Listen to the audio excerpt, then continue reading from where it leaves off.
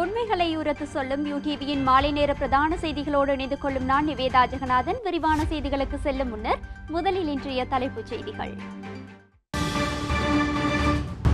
நாட்டில் சகல பாடசாலைகளுக்கு 30ஆம் திகதி வரை பூட்டு. රජය තීරණය කරලා තිබෙනවා සිකුරාදා අප්‍රේල් 30 දක්වා මුළු දිවයිනයම පාසල් පෙර පාසල් හා පිරිවෙන්වල පන්ති නොපැවැත්වීම. புர்கா உள்ளிட்ட முகத்தை முழுமையாக மூடும் ஆடைகளை தடை செய்யும் யோசனைக்கு அமைச்சரவை அனுமதி. හැබැයි බුර්කා වැඳගෙන ඉන්න කෙනෙකුට නීතියෙන් ගිහලා කාන්තාවට කියන්න බෑ ඔයගොල්ලෝ මූණ පෙන්වන්නයි කියලා. நாட்டில் ஆக்சிஜன் போதிய அளவு உள்ளதாக அமைச்சர் கெஹலி ரம்புக்வெல்ல தெரிவிப்பு.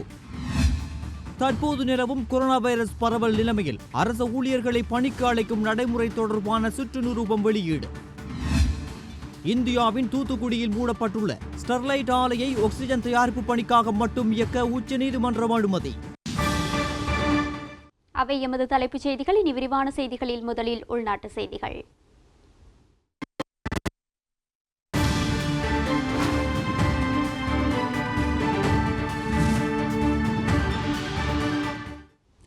நாட்டில் உள்ள சகல பாடசாலைகளையும் எதிர்வரும் 30ஆம் தேதி வரை மூடுவதற்கு அரசாங்கம் தீர்மானித்துள்ளதாக கல்வி அமைச்சர் GL பீரிஸ் தெரிவித்துள்ளார். மேலும் கோவிட் பரவல் தீவிரமடைவதன் காரணமாக எதிர்வரும் 30ஆம் தேதி வரை தனியார் வகுப்புகளை நடத்தவும் தடை விதிக்கப்பட்டுள்ளது.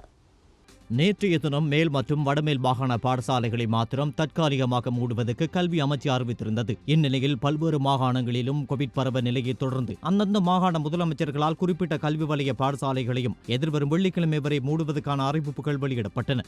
இந்நிலையில் இன்று நாட்டில் உள்ள சகல பாடசாலைகளை மூட கல்வி அமைச்சு தீர்மானித்துள்ளது. රජය තීරණය කරලා තිබෙනවා සිකුරාදා අප්‍රේල් 30 දක්වා මුළු දිවයිනයම පාසල් පෙර පාසල් හා පිරිවෙන්වල පන්ති නොපැවැත්වීම. நாட்டில் உள்ள சகல பாடசாலைகள், பாலர் பாடசாலைகள் மற்றும் பிரிவினாக்களை எதிர்வரும் 30ஆம் தேதி வரை மூடுவதற்கு அரசாங்கம் தீர்மானித்துள்ளது.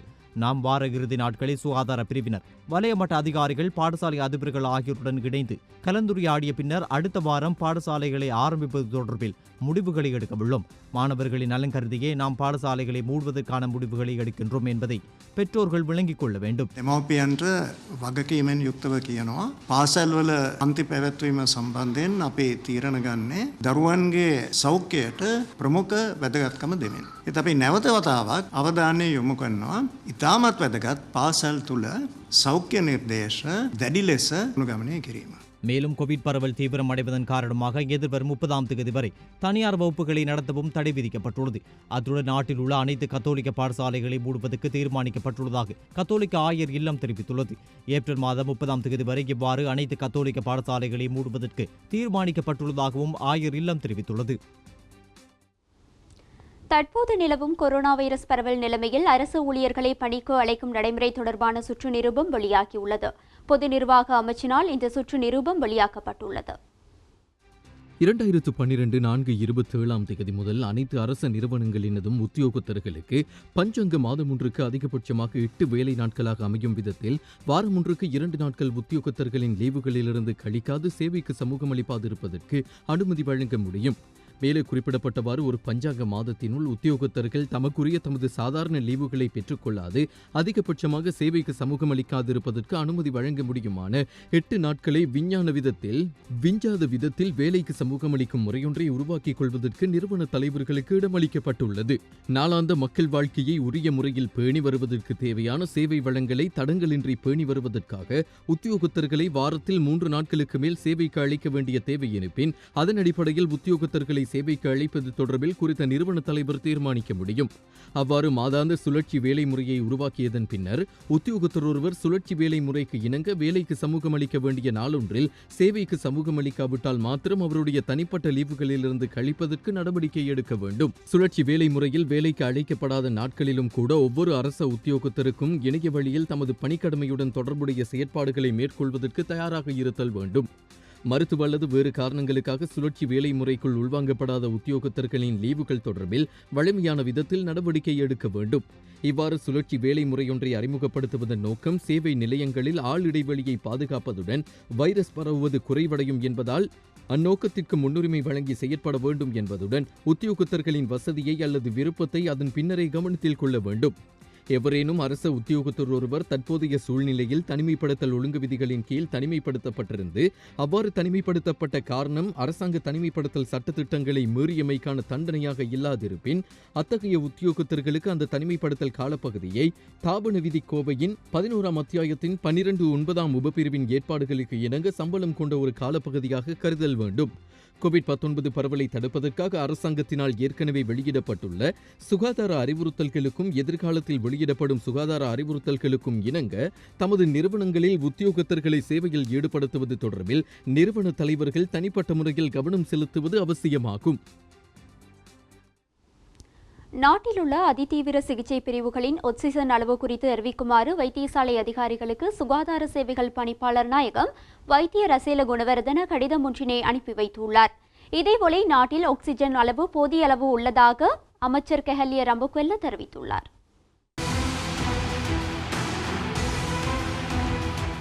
நாட்டிலுள்ள அதிதீவிர சிகிச்சை பிரிவுகளில் ஆக்சிஜன் அளவு குறித்து அறிவிக்குமாறு வைத்திய அதிகாரிகளுக்கு சுகாதார சேவை பணிப்பாளர் நாயகம் வைத்தியர் அசேல குணவர்தன கடிதம் ஒன்றினை அனுப்பி வைத்துள்ளார். நாட்டிலுள்ள அனைத்து தீவிர சிகிச்சை பிரிவுகளிலும் தங்களின் முழு திறன்களை பயன்படுத்தப்பட்டுள்ளன என கொரோனா நோய் கட்டுப்பாட்டு அமைச்சு தெரிவித்துள்ளது. இந்நிலையில் இலங்கையில் தற்பொழுது தீவிர சிகிச்சை பிரிவுகளில் படுக்கைகளின் எண்ணிக்கை 700 கடந்துள்ளது. கொரோனா தொற்று நோயாளர்களின் எண்ணிக்கை கருத்திற்கொண்டு சுமார் 70 புதிய படுக்கைகள் சேர்க்கப்படலாம் என கொரோனா நோய் கட்டுப்பாட்டு அமைச்சு தெரிவித்துள்ளது. இதுவரை செயற்படாமல் உள்ள தீவிர சிகிச்சை பிரிவுகளின் உடனடியாக பணியாளர்களை நியமிக்க தீர்மானிக்கப்பட்டுள்ளது. இதேவேளை நாட்டில் உள்ள வைத்தியசாலைகளில் உள்ள ஆக்சிஜனின் அளவு குறித்து அமைச்சரவை தீர்மானங்களை அறிவிக்கும் ஊடகவியலாளர் சந்திப்பில் இன்று கேள்வி எழுப்பப்பட்டது. நாட்டில் அவசர நிலைமை ஏற்பட்டால் ஆக்சிஜன் கைவசம் உள்ளதா? தற்பொழுது ஆக்சிஜன் அளவு போதுமாக இருக்கின்றதா? ඉදිරියේදී රට තුළ හදිසි තත්ත්වයක් ඇති වුවහොත් ඒ සඳහා මුහුණ දීමට අපට ඔක්සිජන් සංචිතයක් පවතිනවාද? දැනට පවතින ඔක්සිජන් ප්‍රමාණවත්ද? මෙහෙමයි. දැන් අද තියෙන තත්ත්වය අනුව ඔබතුමාලා දන්නවා ලෝකයේ තියෙන ප්‍රබලම රටවල් අපේ අසල්වැසි රටක් හොඳ උදාහරණයක්.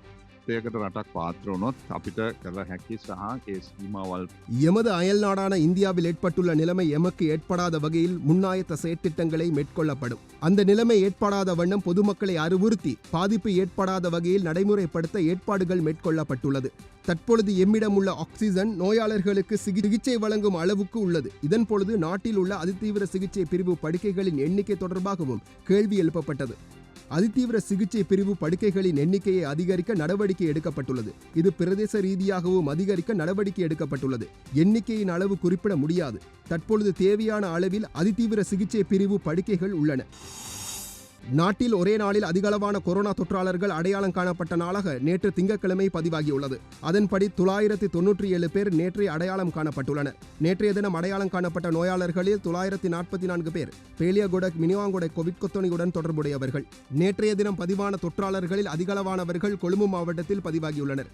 கொழும்பு மாவட்டத்தில் 173 பேரும், கம்பஹா மாவட்டத்தில் 170 பேரும், காலி மாவட்டத்தில் 92 பேரும், மொனராகலை மாவட்டத்தில் 86 பேரும், களுத்துறை மாவட்டத்தில் 74 பேரும், மாத்தளை மாவட்டத்தில் 66 பேரும், திருகோணமலை மாவட்டத்தில் 59 பேரும், குருநாகலை மாவட்டத்தில் 49 பேரும், மாத்தளை மாவட்டத்தில் 32 பேரும், பதுளை மாவட்டத்தில் 25 பேரும், நூரலியா மாவட்டத்தில் 22 பேரும், புத்தள மாவட்டத்தில் 22 பேரும், யாழ்ப்பாண மாவட்டத்தில் 17 பேரும், கேகாலை மாவட்டத்தில் 16 பேரும், அனுராதபுரம் மாவட்டத்தில் 15 பேரும், வவுனியா மாவட்டத்தில் 11 பேரும், கண்டி மாவட்டத்தில் 7 பேரும், அம்பாறை மாவட்டத்தில் 7 பேரும், மட்டக்களப்பு மாவட்டத்தில் 3 மன்னார் மாவட்டத்தில் 2 புலனறுவை, கிளிநொச்சி, கம்பஹா ஆகிய மாவட்டங்களில் தலா 1 பதிவாகியுள்ளனர். ஏனைய 45 பேரும் வெளிநாடுகளில் இருந்து வருகை தந்துள்ளதுடன் சிறைச்சாலை கொத்தடியுடன் தொடர்புடைய 8 பேரும் அடங்குகின்றனர். இதேவேளை நாட்டில் 24 மணித்தியாலத்தில் கொரோனா தொற்றுக்குள்ளான 279 நோயாளர்கள் பூரண குணமடைந்து வைத்தியசாலைகளிலிருந்து வெளியேறியுள்ளனர்.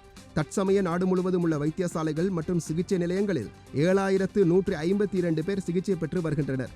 அதேவேளை சந்தேகத்தில் 939 பேர் வைத்தியசாலை கண்காணிப்பில் உள்ளனர். இந்நிலையில் நேற்றைய தினம் கொரோனா வைரஸ் தொடர்பான மேலும் 3 மரணங்கள் பதிவாகியுள்ளன. அவிசாவளை, கந்தானை மற்றும் கல்பத்த ஆகிய பகுதிகளிலேயே இந்த உயிரிழப்புகள் பதிவாகியுள்ளன. இதற்கமைய இலங்கையில் கொரோனா தொற்றுக்கு உள்ளாகி உயிரிழந்தவர்களின் எண்ணிக்கை 647 அதிகரித்துள்ளது. நாட்டில் கொரோனா நிலைமையை கருத்திற்கொண்டு அரச ஊழியர்களை பகுதி அளவில் சேவைக்கு அமர்த்த தீர்மானிக்கப்பட்டுள்ள நிலையில் இன்றைய தினமும் அரச ஊழியர்கள் பொது போக்குவரத்து மற்றும் சொந்த வாகனங்களில் வேலைக்கு வந்திருந்தனர். அரசு நிறுவனங்களில் வேலையில் ஈடுபடும் ஊழியர்களின் அளவை தீர்மானிக்கும் அதிகாரம் அந்தந்த நிறுவனங்களின் தலைவர்களுக்கே உள்ளதாக பொது நிர்வாக அமைச்சின் செயலாளர் ஜே ரத்னசிறி தெரிவித்துள்ளார். இதேவேளை நோவோட் நகர் உள்ளிட்ட இடங்களில் நோவோட் போலீசார் இன்று திடீர் சோதனைக்கு உட்படுத்தியுள்ளனர். நகரில் உள்ள கடைகள் மற்றும் பொது இடங்கள் இவ்வாறு போலீசாரினால் சோதனைக்கு உட்படுத்தப்பட்டுள்ளன. இதன்பொழுது பொகவந்தலாவிலிருந்து ஹட்டன் நோக்கி வந்த பேருந்து ஒன்று போலீசாரினால் கடுமையாக சோதனைக்கு உட்படுத்தப்பட்டுள்ளது. இதன்பொழுது பேருந்திலிருந்து பயணிகள் யாவரும் கீழே இறக்கப்பட்டு சோதனைக்கு உட்படுத்தப்பட்டுள்ளனர். அப்பொழுது முகக்கவசம் அணியாமல் சமூக இடைவெளியை பேணாமலும் வந்த பயணிகள் கடுமையாக எச்சரிக்கப்பட்டுள்ளதுடன் சிலர் நோவுட் போலீஸ் நிலையத்துக்கு அழைத்து செல்லப்பட்டுள்ளனர். ඔබ පොදු ස්ථානයක එවගේ පොදු ප්‍රවාහන සේවයක ගමන් කරන අවස්ථාවේදී මුහුණු ආවරණ පැළඳිය යුතුයි. COVID-19 வைரஸ் பரவல் மீண்டும் தீவிரமடைந்துள்ள நிலையில் பொது இடங்களுக்கு செல்லும் பொழுது அனைவரும் முகக்கவசம் அணிவது கட்டாயமாகும். இந்நிலையில் எவரேனும் முகக்கவசம் அணியாது இருந்தால் அவர்களுக்கு எதிராக சட்ட நடவடிக்கை எடுக்கப்படும். இதேவேளை இவ்வாறு முகக்கவசம் அணியாமல் இருக்கும் நபர்களை வர்த்தக நிலையங்கள் மற்றும் நிறுவன தொழிற்சாலைகள் உள்ளிட்ட பொது இடங்களுக்கு பிரவேசிக்க அனுமதி வழங்க வேண்டாம். இந்நிலையில் கடந்த 24 மணித்தியாலத்தில் மாத்திரம் தனிமைப்படுத்தல் சட்டத்தை மீறிய 108 பேர் கைது செய்யப்பட்டுள்ளனர். அவர்களில் அதிகமானவர்கள் களுத்துறை மாவட்டத்தைச் சேர்ந்தவர்கள். அடிப்படையில் தனிமைப்படுத்தல் சட்டத்தை மீறிய 3755 பேர் இதுவரையில் கைது செய்யப்பட்டுள்ளனர். புர்கா உள்ளிட்ட முகத்தை முழுமையாக மூடும் ஆடைகளை தடை செய்யும் யோசனைக்கு அமைச்சரவை அனுமதி வழங்கியுள்ளதாக பொதுமக்கள் பாதுகாப்பு அமைச்சர் சரத் வீரசேகர தெரிவித்துள்ளார்.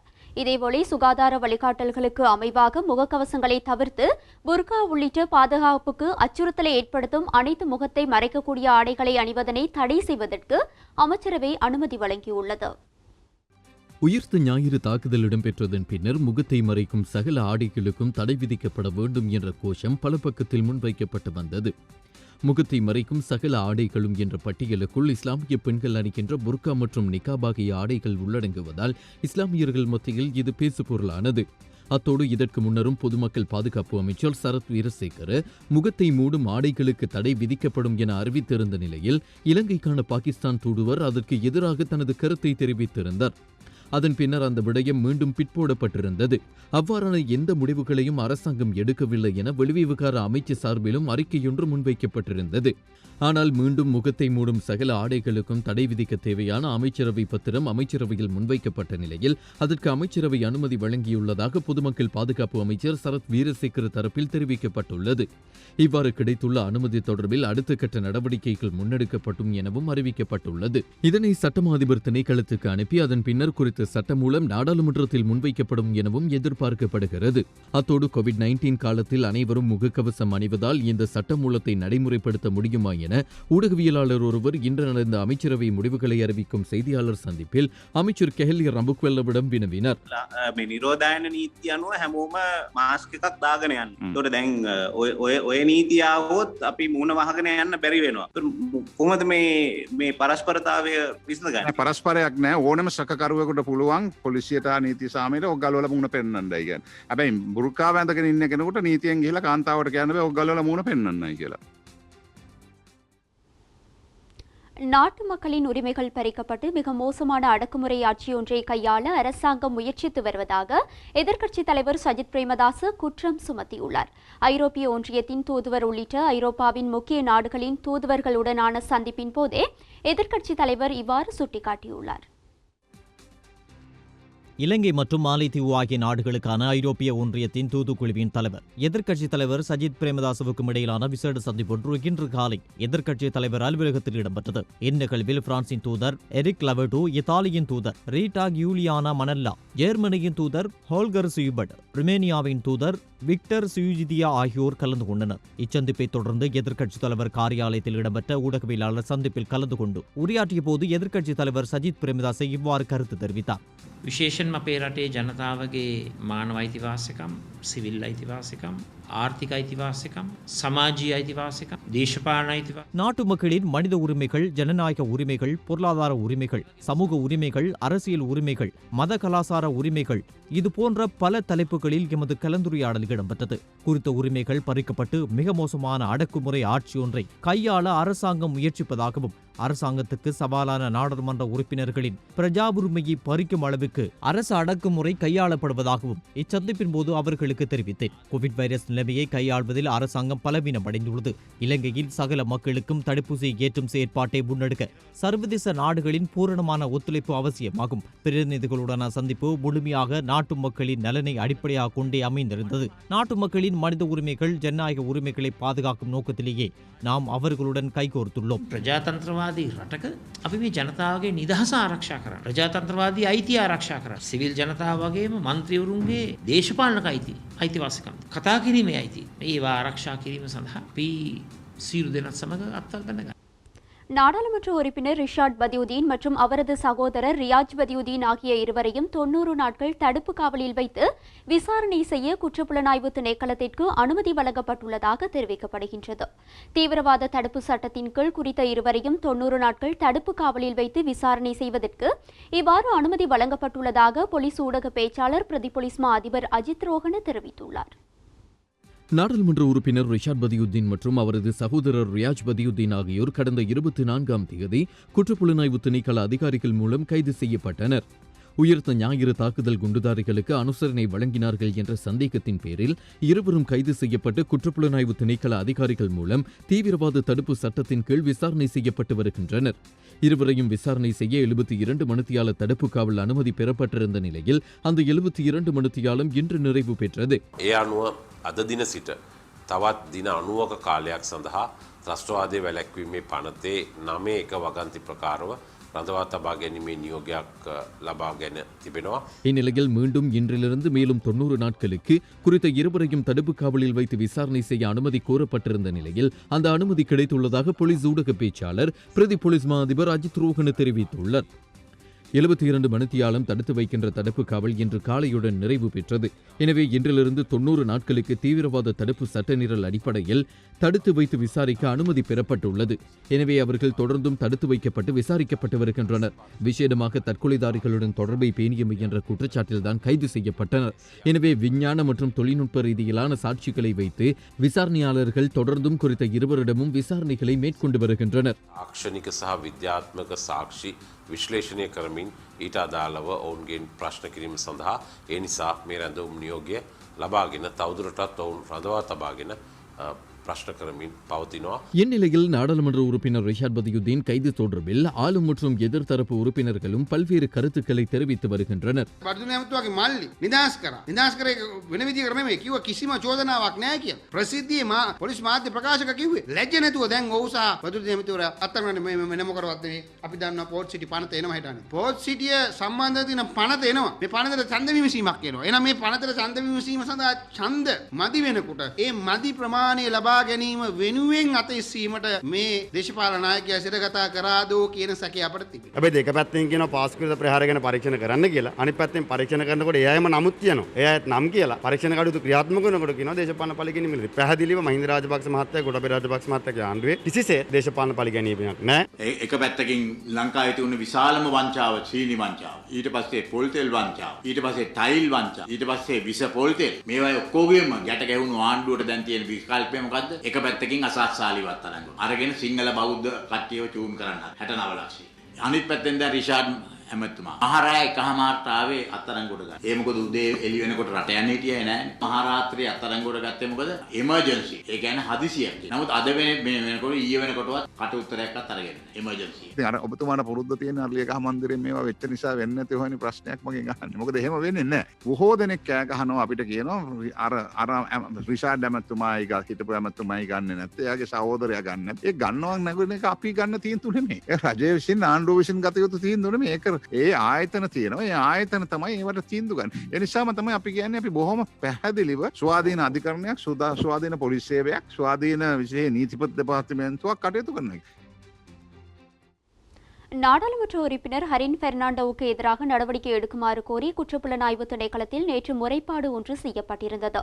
இந்நிலையில் தான் கைது செய்யப்படுவதை தடுக்குமாறு கோரி ஐக்கிய மக்கள் சக்தியின் நாடாளுமன்ற உறுப்பினர் ஹரின் பெர்னாண்டோ உயர் நீதிமன்றத்தில் அடிப்படை உரிமை மனு ஒன்றினை தாக்கல் செய்துள்ளார். நாடாளுமன்ற உறுப்பினர் ஹரின் பெர்னாண்டோவுக்கு எதிராக நடவடிக்கை எடுக்குமாறு கோரி ஈஸ்டர் தாக்குதலில் பாதிக்கப்பட்டவர்களின் சார்பாக தேசப்பற்று ஐக்கிய தேசிய கட்சி இந்த முறைப்பாட்டை முன்வைத்துள்ளது. எடுக்கும் குற்றத்தின் மூல காரணத்தை மறைக்க எந்த முயற்சியும் தோற்கடிக்கப்பட வேண்டும் என்றும் நாடாளுமன்ற உறுப்பினருக்குரிய சலுகைகளை பயன்படுத்தி அவர் வெளியில் இருப்பதாகவும் சட்டம் சகலருக்கும் நியாயமாக இருக்க வேண்டும் என்றும் முறைப்பாட்டில் தெரிவிக்கப்பட்டுள்ளது. தேசப்பற்று ஐக்கிய தேசிய கட்சியின் செயலாளர் சுகத் ஹேவபத்திரன இந்த முறைப்பாட்டை நேற்று குற்றப்புலனாய்வு திணைக்களத்தில் முன்வைத்தார். இந்நிலையில் உயிர்த்த ஞாயிறு தாக்குதல் தொடர்பான விசாரணைக்காக ஹரின் பெர்னாண்டோ அழைக்கப்பட்ட நிலையில் அவர் கடந்த வாரம் மருத்துவமனையில் அனுமதிக்கப்பட்டிருந்தார். உயிர்த்த ஞாயிறு தாக்குதல் தொடர்பில் அவர் வெளியிட்டிருந்த கருத்து தொடர்பில் விசாரணை நடத்துமாறு ஆளும் தரப்பு நாடாளுமன்ற உறுப்பினர்கள் சிலர் முன்னதாக குற்றப்புலனாய்வு திணைக்களத்தில் முறையிட்டிருந்தனர்.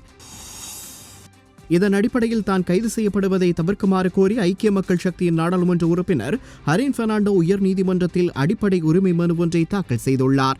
2019 இடம்பெற்ற ஈஸ்டர் தாக்குதல் தொடர்பாக முன்னெடுக்கப்படும் விசாரணைகளுக்காக வாக்குமூலம் பதிவு செய்ய குற்றப்புலனாய்வு திணைக்களத்திற்கு வருகை தருமாறு அவருக்கு அழைப்பு விடுக்கப்பட்டிருந்தது. இருப்பினும் உடல்நல குறைவு காரணமாக கொழும்பில் உள்ள தனியார் வைத்தியசாலையில் சிகிச்சை பெற்று வரும் ஹரின் பெர்னாண்டோ தான் கைது செய்யப்படுவதை தடுக்குமாறு கோரி இந்த மனு தாக்கலை செய்துள்ளார். நல்லெண்ண விஜயம் ஒன்றினை மேற்கொண்டு பாகிஸ்தான் சென்ற பௌத்த பிக்குகள் தூதுக்குழு நேற்று மீண்டும் நாடு திரும்பினர். இந்த பௌத்த பிக்குகள் தூதுக்குழுவை பாகிஸ்தான் உயர்ஸ்தானிகர் மற்றும் பாகிஸ்தானிய உயர்ஸ்தானிகர் ஆலயத்தின் உயர் அதிகாரிகள் கொழும்பு பண்டாரநாயக்க சர்வதேச விமான நிலையத்தில் வைத்து வரவேற்றனர். ஏப்ரல் 19 முதல் 26 வரை பாகிஸ்தானுக்கு நல்லெண்ண விஜயத்தை மேற்கொண்ட பௌத்த பிக்குகள் தூதுக்குழு நேற்று மீண்டும் நாடு திரும்பினர். தூதுக்குழுவை பாகிஸ்தான் உயர்ஸ்தானிகர் முகமது ஜாத் கட்டாக் மற்றும் பாகிஸ்தானிய உயர்ஸ்தானிகர் ஆலயத்தின் உயர் அதிகாரிகள் கொழும்பு பண்டாரநாயக்க சர்வதேச விமான நிலையத்தில் வைத்து வரவேற்றனர். இதன்போது கருத்து தெரிவித்த உயர்ஸ்தானிகர் Mohammed Jaat Cuttack, We are here to receive the venerable monks who were on a week-long visit to Pakistan.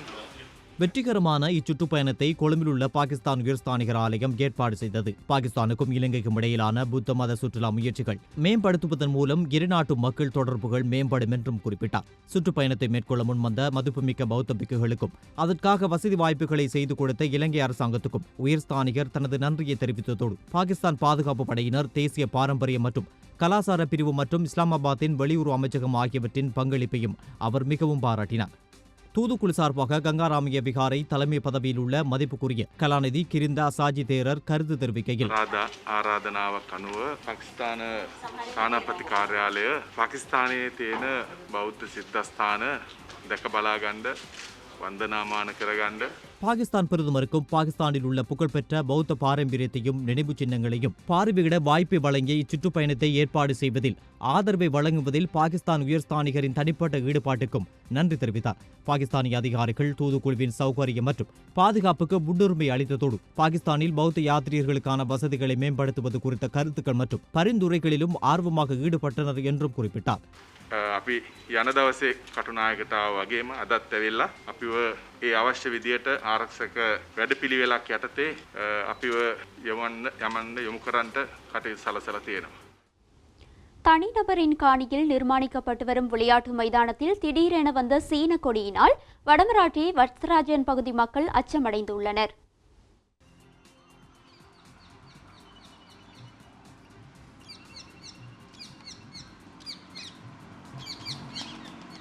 Vadamarachchi வத்ராஜன் பகுதியில் தனிநபர் ஒருவரது சொந்த காணியில் சிறுவர்களின் நலன் கருதி விளையாட்டு மைதானம் ஒன்று அமைக்கப்பட்டு வருகின்றது. இந்த குறித்த மைதானம் தனிநபர் ஒருவரின் சொந்த செலவில் கட்டப்படுவதாகவும் தெரிவிக்கப்படுகின்றது. எனினும் மைதானத்தின் முன்பகுதியில் சீன எழுத்துக்கள் பொறிக்கப்பட்டு சீனர்களின் தேசிய கொடியில் உள்ள ராகன் சின்னமும் பதிக்கப்பட்டிருந்த நிலையில் மக்கள் மத்தியில் இந்த விடயம் சர்ச்சையை ஏற்படுத்தியுள்ளது.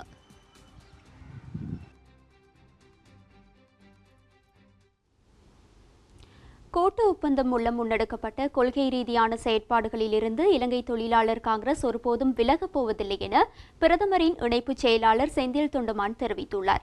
அலரி மாளிகையில் இடம்பெற்ற ஊடகவியலாளர் சந்திப்பில் கலந்து கொண்டு கருத்து தெரிவிக்கும் போதே இதனை தெரிவித்துள்ளார். மாவட்டங்கள் கண்டி மற்றும் மாத்தளை மாவட்டங்களில் இருக்கிற தோட்டங்களுக்கு 1000 ரூபா படி சம்பளம் வழங்கப்பட்டுள்ளது. இந்த தோட்டங்களில் நார்ம்ஸ் 16 கிலோ 18 கிலோ என்னென்ன கிலோ இருந்துச்சோ அதுக்கு மேலே உள்ளவங்களுக்கு ஓவர் கிலோஸ் படி வழங்கப்பட்டிருக்கு. கடந்த காலங்களும் உங்களுக்கு தெரியும், இலங்கை தொழிலாளர் காங்கிரஸோட மலைந்த தலைவர் கௌரவ ஆறுமுக தொண்டமான் அவர்களோட வேண்டுகோளுக்கு இந்த நாட்டோட கௌரவ பிரதமர் மஹிந்த ராஜபக்ஷ அவர்கள் இது வழங்குறதுக்கான நடவடிக்கையை முன்னெடுத்து கொடுத்தாரு. அதன் பேரில் இன்னைக்கு இலங்கை ஃபுல்லாக அது வழங்கப்பட்டு வருது. ஆனால் சில தனியார் தோட்டங்களில், கம்பெனி தோட்டங்களில் என்ன பண்ணுறாங்கன்னா, அவங்க அதில் எவ்வாறு அதிகமான லாபம் சம்பாதிக்கிறதுல தான் குறியாக இருக்கிறாங்க தவிர தோட்ட தொழிலாளர்களுக்கு இந்த அரசாங்கம் நினைச்ச சம்பளத்தை வழங்குறதுல மாற்று வழிகள் மூலியமாக அதை எப்படி முறியடிக்கிறாங்களாம் தொடர்ந்து செயல்பட்டு இருக்காங்க. ஆனால் சில தோட்டங்களில் வேலையும் கூட்ட பார்க்குறாங்க. அதனால் அதை நாங்கள் முற்றிலும் அதை எதிர்க்கிறோம். 750 ரூபாய்க்கு என்னென்ன வேலை செஞ்சாங்களோ அந்த வேலை திட்டம் தான் 1000 ரூபாய்க்கும் செய்யணும். அதுக்கு மேலே எவ்வாறு ஓவர் கிலோஸ் கடந்த காலங்கள் வழங்கப்பட்டுச்சோ அவ்வாறே வழங்கப்பட வேணும். இது சம்பந்தமாக பிரதம மந்திரிக்கும் கவனத்திற்கும் கொண்டு செல்லப்பட்டிருக்குது. அதனால் இது சம்பந்தமான வேலை திட்டத்தில் வந்து எந்த விதமான மாற்று கருத்து இல்லாமல் 750 ரூபாய்க்கு என்ன வேலை செஞ்சாங்களோ அதே இதுக்கு தான் வந்து 1000 ரூபா சம்பளம் கொடுக்கணுங்கிறதுல கூட்டொப்பந்தத்தில் இருக்கிற அம்சங்கள் என்னென்ன இருக்குதோ இலங்கை தொழிலாளர் காங்கிரஸோடு அவங்க ஒப்பந்தம் பண்ணியிருந்தாங்களோ அது என்னதான் வந்து கூட்டொப்பந்தம் ரத்து அப்படி இப்படின்னு சொன்னாலும் தொடர்ந்து அது அமலில் தான் இருக்குது. அது கூட்டொப்பந்த ரீதியாக முன்னெடுக்கப்பட்ட கொள்கைகள் ரீதியான செயல்பாட்டிலேருந்து நாங்கள் எப்போதும் விலக போகிறது இல்லை. கிளிநொச்சி கரைச்சி பிரதேச செயலாளர் பிரிவுக்கு உட்பட்ட சில பிரதேசங்களில் யானை அட்டகாசம் அதிகரித்துள்ளதாக பொதுமக்கள் கவலை தெரிவிக்கின்றனர். கிளிநொச்சி கரைச்சி பிரதேச செயலாளர் பிரிவுக்குட்பட்ட புதுக்காடு மற்றும் மாயனூர் பகுதிகளில் தினமும் காட்டு யானைகளின் அட்டகாசம் அதிகரித்து வருவதாகவும் இதனால் தாங்கள் சொல்லுனா துயரினை அனுபவித்து வருவதாகவும் மக்கள் கவலை தெரிவிக்கின்றனர். தினமும் இரவு வேளைகளில் நித்திரையின்றி நிம்மதியின்றி இருப்பதாகவும் இதற்கு நிரந்தரமான ஒரு தீர்வை சம்பந்தப்பட்ட அதிகாரிகள் மிக விரைவில் பெற்றுத்தர வேண்டுமெனவும் மிக விரைவில் மின்வேலி அமைத்து தர நடவடிக்கை எடுக்க வேண்டுமெனவும் அவர்கள் கோரிக்கை விடுக்கின்றனர். சரியா, நாங்கள் வட்டாட்சி மாநில பிரதேசத்தில் தான் இருக்கிறோம். இப்போ எங்களுக்கு என்னென்னா இந்த வாழ்வாதார பயிர்களை ஜானையில் வந்து ஒரு நாளும் அட்டகாசமாக இருக்குது. இதுக்குரிய மாதிரி அதிகாரிகள் யாரும் நடவடிக்கைகளும் எடுக்கிறதும் இல்லை. மற்றதுகளுக்கு ஜான வேலிகளோ இந்த வெடிகளோ இதுகளோ இந்த வரைக்கும் தந்ததில்லை. நாங்கள் கைகளால் தான் கலைக்கிறோம். மற்றவங்களை கவுப்பி பயிர்கள் எல்லாம் நாளாக அந்த ஒவ்வொரு நாளும் இதுதான் வேலை. ஜானை கலைக்கிறது தான் எங்களுக்கு வேலை. சின்னாக்கள்லேருந்து பெரியாக்கள் மட்டும் இரவு படுக்க 2 மணி ஆகுது. மற்றது இப்போ நாங்கள் ஆம்பளை ஆக்கள் என்றபடியாக பரவாயில்ல. சிலது பெண் துவம் உள்ள ஆக்கள் எல்லாம் என்ன செய்கிறது? இந்நிலையில் திருகோணமலை சேருநுவர போலீஸ் பிரிவுக்கு உட்பட்ட பகுதியில் யானை தாக்கி வயோதிபர் ஒருவர் உயிரிழந்துள்ளதாக போலீசார் தெரிவித்தனர். இந்த சம்பவம் இன்று அதிகாலை இடம்பெற்றுள்ளது. இவ்வாறு உயிரிழந்தவர் சேருநுவர பகுதியைச் சேர்ந்த சவரிமுத்து என்னும் 67 வயது நபர் ஆவர். சம்பவம் தொடர்பில் மேலதிக விசாரணைகளை சேருநுவர போலீசார் மேற்கொண்டு வருகின்றனர். இத்துடன் எமது செய்தி அறிக்கை நிறைவு பெறுகின்றது. தொடர்ந்தும் யூடிவியின் நிகழ்ச்சிகளோடு இணைந்திருங்கள்.